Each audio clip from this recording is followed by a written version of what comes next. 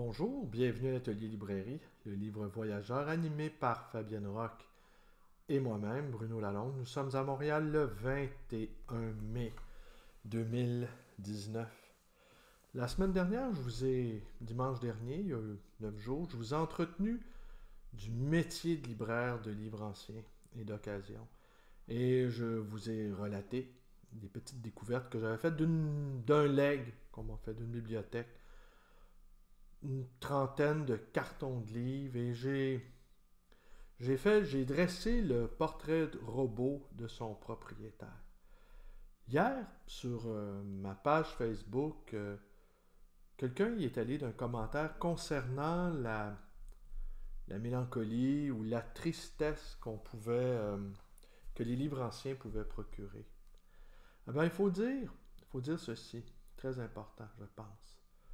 Dans mon métier, moi, j'apparais au terme soit d'une longue vie de collectionneur, ou j'apparais quand le collectionneur lui-même n'est plus de ce monde, les héritiers ou les ayants droit, me demandant de disperser la bibliothèque. Alors dans les deux cas, dans le cas d'un vivant, c'est toujours un moment particulier. Et je voudrais aussi dissiper ici quelque chose que j'entends depuis très très très très longtemps. Je n'ai vu qu'une seule fois dans ma vie, en 30 ans de métier presque, ce que j'appelle une bibliothèque d'apparat, c'est-à-dire beaucoup de livres qui ne sont là que pour signifier l'appartenance symbolique à une classe sociale. Je n'ai vu ça qu'une seule fois et c'était du plus mauvais goût. C'est une famille extrêmement riche du Québec, l'une des familles les plus riches du Québec. Et la bibliothèque elle-même, son aménagement était d'un luxe inouï, mais les livres reliés, on m'avait demandé, et en ce temps-là, je n'avais pas encore ma boutique, je faisais paraître dans un grand quotidien de Montréal une petite annonce comme quoi je me déplaçais pour acheter des livres, que je me déplaçais à domicile. Et après, eh bien, je revendais ces livres-là à divers libraires et entre autres à des libraires spécialisés dans le livre rare. C'est comme ça que j'ai commencé. Mais ces gens-là, eux, n'avaient que de faux livres. Alors c'est la seule fois où j'étais arrivé et je ne sais pas, peut-être qu'ils ont eu un doute quant à l'apparence de leur propre bibliothèque, qui était de fort mauvais goût, là, je dis. Eh bien, ils m'ont contacté pour que je l'en débarrasse. Ce que je n'ai pas fait parce que ces livres-là n'avaient aucune espèce de valeur de revente. Alors, je n'ai jamais rencontré dans ma vie quelqu'un qui avait beaucoup de livres et qui ne les lisait pas. En fait, est-ce que c'est les livres qui nous lisent, en fait, plus que nous les lisons? Les livres qu'on a, les livres qu'on a aimés, en disent beaucoup sur nous. On connaît l'expression, il est comme un livre ouvert. Eh bien, qu'en serait-il de ces gens qui sont comme des livres fermés? Hein? On ne l'entend pas, cette expression-là. Ah, voilà. Il est comme un livre fermé. On va entendre qu'il a des tiroirs secrets, cependant. Mais des tiroirs secrets des bibliothèques, c'est pas tout à fait la même chose. Alors, dans cette vidéo-là, de la semaine dernière, je vous racontais que, en fait, j'avais dressé le portrait robot de son propriétaire.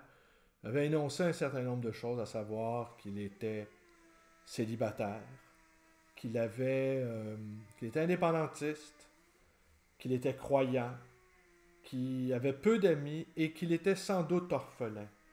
Alors, comment suis-je venu à ces conclusions-là hâtives, soit de surface? Ce sont, outre les livres que j'y ai trouvés, les éphémérias, les documents. Alors, j'en ai montré quelques-uns, je vais vous en montrer encore quelques-uns d'autres. Le genre de trucs qu'on peut trouver dans les livres. Oui, attendez. Bon, des livres sur des notes de prière. Des adresses avec des dates de messe. Alors, vous voyez, c'est pas très... ça prend pas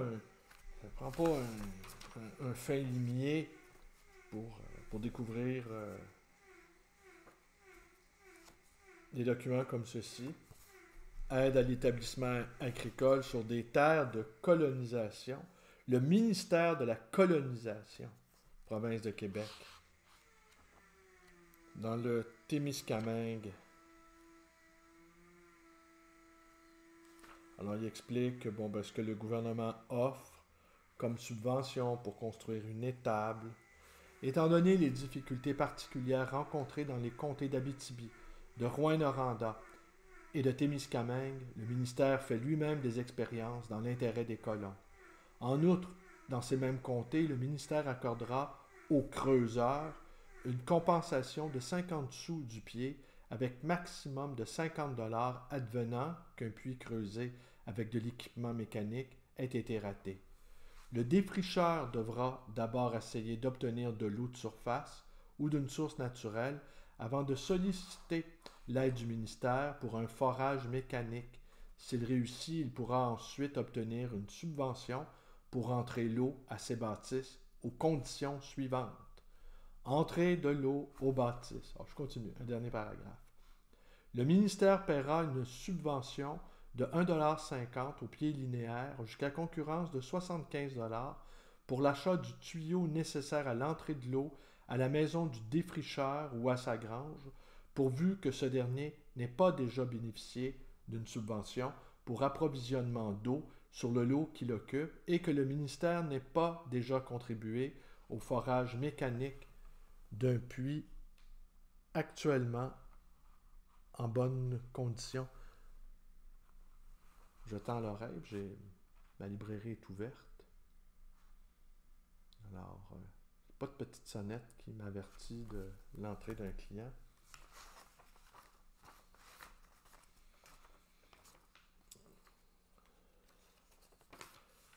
Marie Lefranc a raconté dans ce magnifique roman, La rivière solitaire, comment la difficulté, justement, de ces pauvres chômeurs montréalais qui ont été incités, que le gouvernement a incité à aller s'établir et à défricher les terres pleines de roches, pleines de pierres de l'Abitibi, du Témiscamingue, les terres austères, les terres ingrates.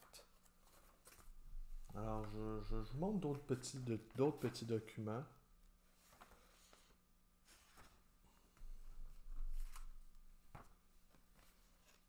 Mais ce qui a attiré mon attention, pourquoi j'ai subodoré que cet homme-là était orphelin, vous allez me dire, ce sont des photos.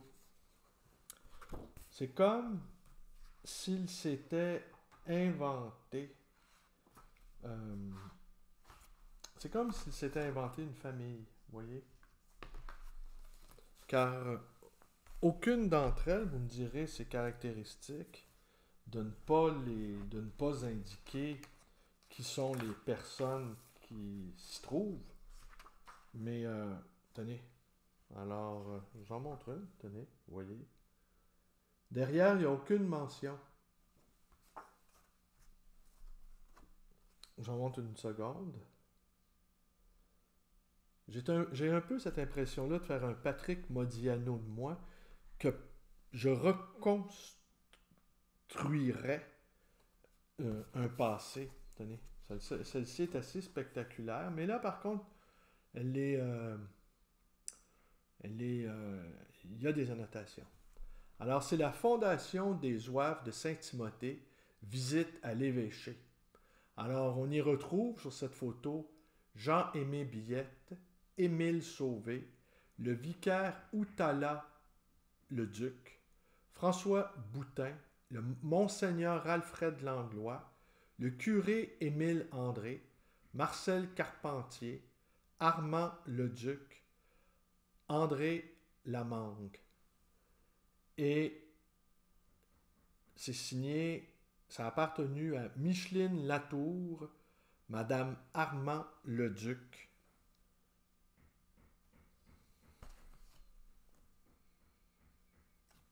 Un autre éphéméria. Le deuxième gala de la chanson de Lacordaire. Le deuxième gala de la chanson Lacordaire à l'auditorium de l'École normale de Salaberry de Valleyfield. Et l'artiste invité, c'est le père Bernard. 24 avril à 8 heures précises. Bienvenue à tous.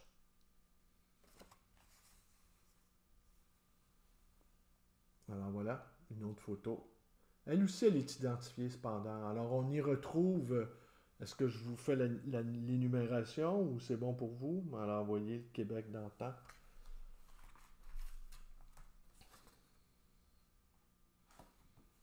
Regardez celle-ci qui a été rehaussée. Alors voilà un peu le genre de choses qu'on peut retrouver dans un lot orphelin. Parce que la personne qui m'a offert les livres, ben, c'était clair qu'elle voulait reprendre possession de cet appartement-là et que, j'imagine sans peine, on a embarqué les livres dans des boîtes et j'imagine sans peine le fouillis qui pouvait y régner puisque on y a jeté également dans le fond des cartons, dans le fond des boîtes, des photos. Alors, vous voyez, non identifié. Il n'y a seulement qu'une date ici, 1956. Salut Jean-Marie. Ça fait longtemps que tu es là? Non, je viens juste d'arriver. Ok, je suis en train d'enregistrer une vidéo. Laisse-moi finir. J'ai presque fini. Donne-moi 2 minutes. Alors, voyez aussi ce que j'ai trouvé. Alors ça, c'est assez surprenant. Ce sont de vieux bons d'action. Alors, entre autres, les parfums Marcel Guerlain. Alors, dont émis à Paris le 1er février 1926. Alors, vous avez les actions ici. Oui, je vous montre. Alors, je doute fort que le propriétaire de cette bibliothèque ait possédé en propre les actions de des parfums Marcel Guerlain, mais sans doute s'était-il inventé une généalogie prestigieuse avec des signes de richesse apparents sans en avoir véritablement les moyens. Alors, c'est une coupure de 100 francs. Les porteurs d'obligations de la nouvelle association unique. Tenez, que je vous montre à l'écran. Et puis j'en ai tout un tas comme ça. Des mines. Hein? Des mines d'or.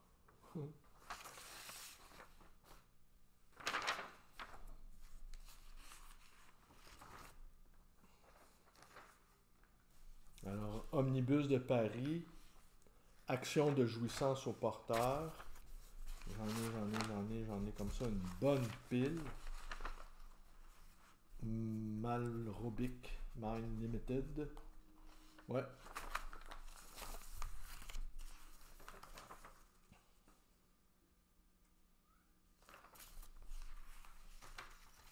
La compagnie de navigation Sud-Atlantique, émise le 8 février 1912. Puis ça continue, ça continue. Mais il y en a une qui a attiré mon attention. C'est le journal Le Jour, le journal indépendantiste.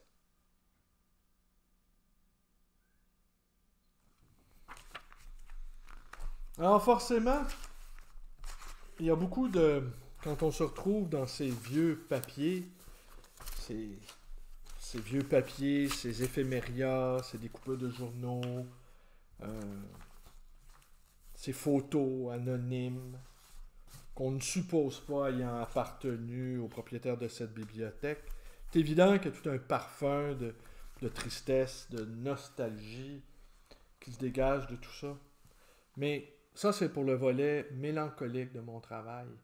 Mais il ne faut pas oublier une chose, cependant.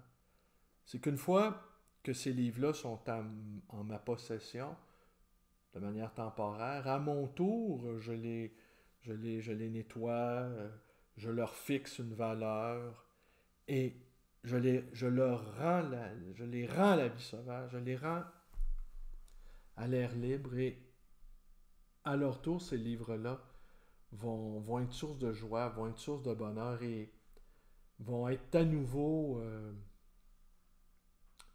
vont à nouveau apporter quelque chose à leur propriétaire et à nouveau vont en dire long, vont être davantage un révélateur du propriétaire que le contenu même.